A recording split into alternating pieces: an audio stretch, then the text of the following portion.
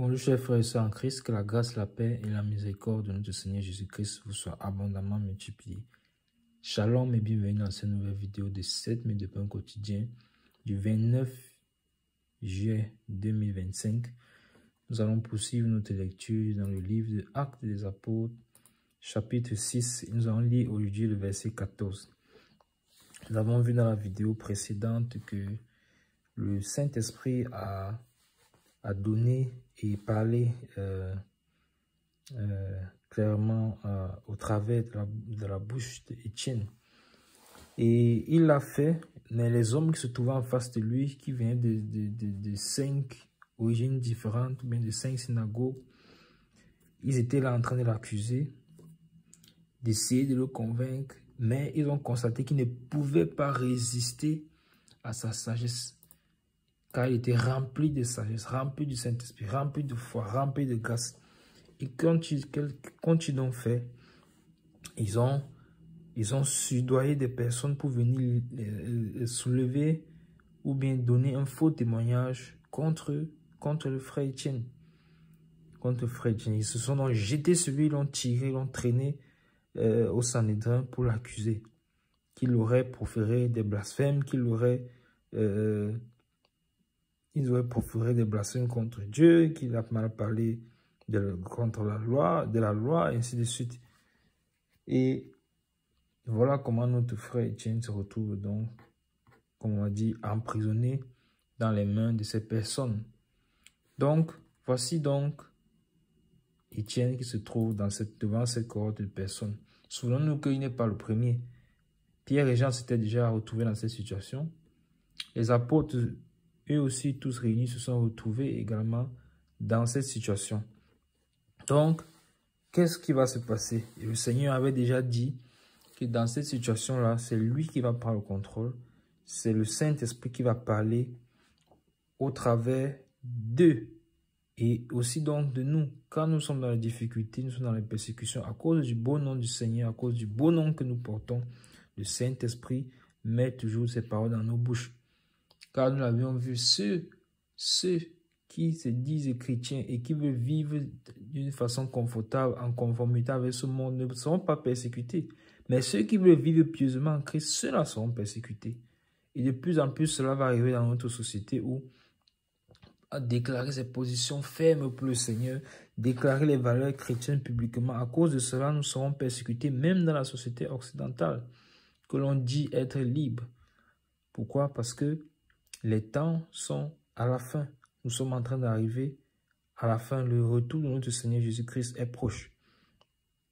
Et vous voyez bien que si les frères, vous voyez les frères, dès le commencement, les apôtres, Étienne, Jean, Pierre, tout ça, s'ils s'étaient dit, oh là là, c'est difficile avec l'évangile, nous sommes torturés, nous avons mal, on nous fouette, on nous met en prison, ainsi de suite, nous subissons des supplices. S'ils s'étaient découragés à cause de cela, est-ce que l'évangile serait arrivé? Où serions-nous aujourd'hui? Vous voyez? Ils étaient les véritables chrétiens, ils ne sont pas découragés à cause de cela. Pour dire non, on peut faire le confort du monde, on peut faire annoncer l'évangile, mais on va quand même se compromettre un peu pour éviter les persécutions. Non. Ceux qui vivent pieusement, qui sont persécutés, donc c'est la même chose pour nous. Donc, sois encouragés à ne pas fléchir sur tes valeurs chrétiennes. Demeurons fermes sur les valeurs du Seigneur. Nous ne devons pas entrer dans la compromission, jamais nous compromettre. Le Seigneur a dit que celui qui va régner devant les hommes, il régnera aussi. Donc nous devons rester fermes. Rester fermes. Qu'est-ce qui va donc se passer pour Étienne? Lisons le verset 14 qui nous concerne. Car nous l'avons entendu dire que Jésus, ce Nazaréen, détruira ce lieu et changera les coutumes de Moïse que Moïse nous a données. Amen. Vous voyez ça, mes bien-aimés. Regardez. Regardez l'accusation. Et c'est ce que je vous disais dans la vidéo précédente. Que même le Seigneur, il a été accusé. Il a dit, détruisez ce temple et en 3 jours, je le rebâtirai. Ils n'ont pas compris que c'était du temple de son corps qu'il parlait. Et c'est à cause de cette parole que vous crucifiez le Seigneur. À cause de cela, mais dites donc simplement détruire le temple, on voit, puisque vous dites qu'il a fallu 46 ans pour le construire. Mais il faut simplement dire, il devait simplement se moquer de lui. Ou bien rire, se mettre à rire. Il dit que celui-là, il raconte des choses qui ne sont pas possibles, puisqu'ils n'ont même pas compris qu'il s'agissait de son corps. Mais à cause de cela, ils voulaient le tuer, juste parce que le cœur est méchant et mauvais. Ils avaient déjà arrêté dans leur cœur, de le tuer, de faire du mal au Seigneur. Et c'est la même chose ici pour Étienne. Mais ils ne savent pas qu'ils sont en train d'amasser une grâce, une couronne particulière sur la tête d'Étienne en le persécutant de la sorte. Car il est presque en train de subir le même supplice, le même châtiment, en tout cas du point de vue moral que le Seigneur a subi. Puisque l'accusation, c'est encore celle-là. Il a dit qu'il va détruire, quand on a entendu dire que Jésus, ce Nazarène, détruira ce lieu et changera les coutumes que Moïse nous a données. Regardez l'accusation, regardez le cœur méchant. Regardez le cœur méchant. Est-ce que Jésus est encore là? Regardez le cœur méchant. Donc, s'ils arrivent d'abord à parler de ça, ça veut dire que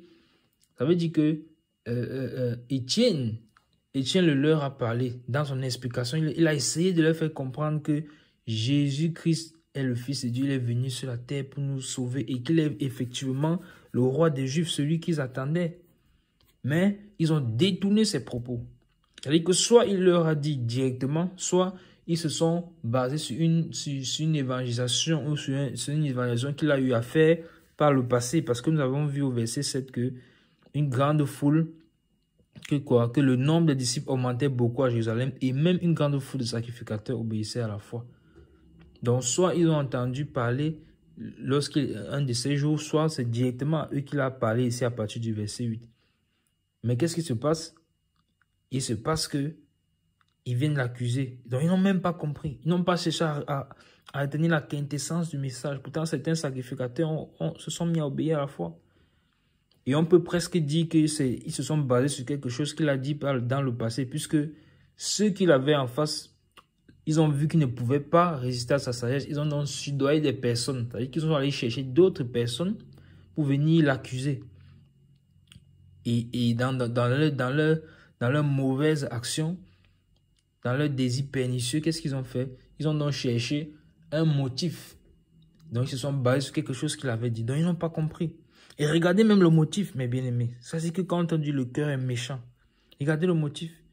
Ils disent, ils ont entendu que Jésus, ce Nazarène, vous voyez qu'il parle avec mépris du Seigneur. Ce Nazarène détruira ce lieu et changera les coutumes que Moïse nous a données. Est-ce que Jésus est encore là? Donc, c'est clair que s'il leur a parlé du Seigneur Jésus, il leur a certainement parlé du Seigneur au passé. Pour dire que voici ce que le Seigneur Jésus-Christ avait dit concernant le temple. Il avait dit qu'il va détruire le temple et il va le rebâtir. Mais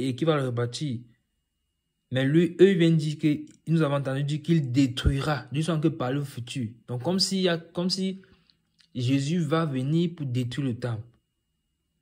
Comme si Jésus va venir pour détruire le temple. Or, il leur a certainement expliqué que c'était du corps de son temple qu'il parlait. Que c'était du corps de son temple qu'il parlait. Et il disait, il changera les coutumes que Moïse nous a données. Or, tout cela a déjà été fait. C'est tout ce que Jésus-Christ prêchait sur la terre quand il était sur la terre. C'est tout ce qu'il annonçait. Que c'est terminé. Je suis véritablement le Fils de Dieu. Quiconque ne mange ma chair de bois et ne boit mon sang n'aura pas la vie éternelle. Jésus-Christ a déjà fait toutes ces choses. Donc, eux, ils viennent en fait rapporter sur Étienne les accusations qu'ils ont apportées, qu'ils ont élevées contre le Seigneur Jésus-Christ. Tout simplement parce que lui, Étienne, leur a annoncé cela dans le but de les sauver, mais ils n'ont pas compris. Ils n'ont pas pu saisir la grâce, la pêche qui leur était, la main qui leur était tendue pour les sortir des ténèbres. Vous voyez donc, faisons attention à nos cœurs. Faisons attention à nos cœurs. Quand le cœur est fermé, on plonge dans les ténèbres. On a entendu qu'il déclare celui-là, il changera les coutumes de Moïse, les coutumes que Moïse nous a données. Donc, il préfère demeurer dans les coutumes, alors que Jésus-Christ est venu pour rendre la grâce disponible. On n'a plus besoin de faire des sacrifices. Tout est plus simple. Mais il préfère rester dans les coutumes. Et vous vous souvenez qu'Isaïe dit que ce peuple m'honore des lèvres. Car ce n'est que des préceptes. Leur crainte n'est que des préceptes et des commandements d'hommes, les commandements humains. Ils veulent demeurer là-dedans. Donc mes bien-aimés, sachons reconnaître encore une fois quand le Saint-Esprit est en train d'agir, quand il parle, quand il a changé d'air, quand il a changé de phase. Et cela s'applique même à nos vies quotidiennes. Même à nos vies quotidiennes. Donc nous arrêtons là pour aujourd'hui. La vidéo est déjà assez longue.